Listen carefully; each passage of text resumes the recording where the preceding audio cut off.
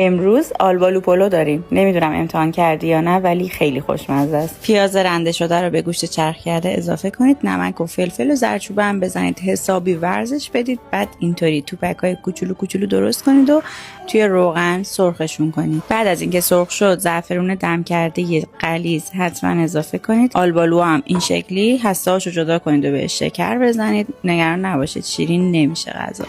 بعد تفتشون بدید تا این شکلی آبش جدا شه. آبش هم ازش جدا کنید. حالا تهدیگ بذارید و برنج رو بریزید و بعد آلبالوها رو اینطوری بچینید. گوشتای قلقلی شده از آبش هم میتونید بریزید که برنجتون رنگی تر بشه و روش هم زعفرون بریزید و بذارید دم بکشه. برای تزیینش میتونید برنج زعفرونی و گیلاس و گوشتای قلقلی رو بچینید و نوش جان. این پست رو الان سیو کن و بفرست برای کسی که فکر میکنی آلبالو پلو دوست داره. فعلا خدافظ.